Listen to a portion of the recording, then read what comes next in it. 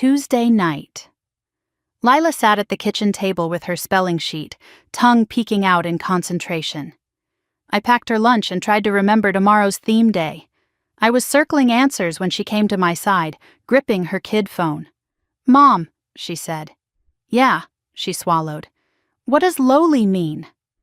The word sliced the air. I kept my face calm. "Where did you see that?" She angled the screen toward me. "Ethan sent me this. He said I shouldn't show you." Ethan, my sister Marin's boy, was 10. On the screen was a screenshot of the family group chat. Not mine, the one I'd been erased from. My mother, Nadine, had typed, "60th birthday dinner, Saturday at 6. Everyone invited except Rowan. All my children brought this family respect except Rowan." She chose to be a lowly single mom. I no longer see her as my daughter. Below it, my father's thumbs up, Marin's heart, my brother Cole's, agreed, Bria's like. Nothing about Lila, not a word. Lila watched my face, waiting for my reaction. I took her hand. "Lowly," I said, "is a word people use when they want someone to feel small." "Why would Grandma want that?" "Because she thinks love is earned with appearances," I almost said. Instead, "Sometimes grown-ups get weird." Lila stared at the phone. "So, we're not invited." I turned the screen face down. "Go brush your teeth," I told her. "Pick the dragon book." At the doorway, she hesitated. "Are you okay?" "I'm okay," I said, and felt a door inside me click into place. When her footsteps faded, my own phone buzzed. Marin's name lit up the screen, and I answered, needing facts tonight, not comfort. "Rowan," Marin said, irritation baked into my name. "Mom's just—" "Mom." "Is it real?" I asked. A pause. "You saw it, so she wrote it." She was upset. "She called me lowly," I said. Lila asked what it meant. Silence, then the wrong target. "Ethan shouldn't have sent that." Something in me went cold and clean. "Thanks for confirming," I said. "Tell her she got what she wanted." "Don't start drama," Marin snapped. "I'm ending it."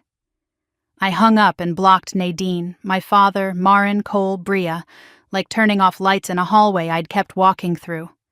Lila crawled into my lap with her dragon book, heavy and real. I read until her eyes shut, then opened my laptop. Single motherhood was math. So I worked, nights, weekends, any sliver of quiet. I helped small businesses untangle their mess. Billing, schedules, follow-ups, simple systems that kept money from leaking away. It spread. People forwarded my templates like secrets. 3 years later, Lila was 11, taller and sharper, and my inbox chased me. A local article mentioned my company. I didn't share it, but Nadine found it. Unknown number. Voicemail. Her voice bright. "Rowan, call me. I miss you. I have something special for Lila." Then Lila's kid phone buzzed at breakfast. "Grandma." "I didn't give her my number," Lila said fast. "I know," I told her, and called the school to add one line to her file. "No contact with extended family without my written permission." That week, an awards organizer forwarded an email from Nadine requesting family seating. I replied with the screenshot attached and one sentence: "They are not authorized." The ceremony was Friday.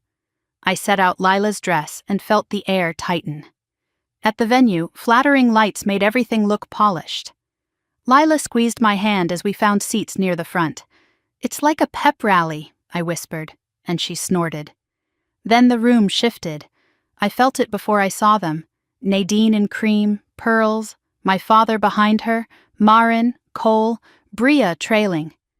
They hovered in the back rows, hunting for closeness. Nadine started down the aisle.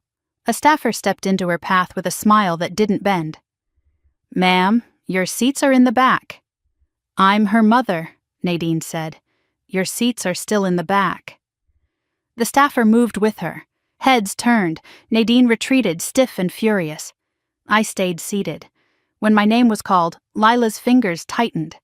I walked onto the stage and found the dim rear where my family sat, suddenly cautious. "I'm a single mom," I said. "We started at a kitchen table. 3 years ago, my mother wrote in our family chat that I was lowly and no longer her daughter. The room went still. I kept the message because my kid deserved proof that cruelty isn't deserved. Applause rose. I thanked my team. I thanked Lila, my only family worth naming. In the lobby, Cole hissed, "You didn't have to say that." "You didn't have to agree," I said, and kept walking. The next afternoon, my doorbell rang. Nadine stood there, hands trembling. "We need help," she said. Lila appeared behind me, silent, steady. I met Nadine's eyes. "You disowned me in writing. You don't get to borrow me now." I closed the door. Final. Outside, I heard her inhale once hard, small and shocked. The house stayed utterly ours.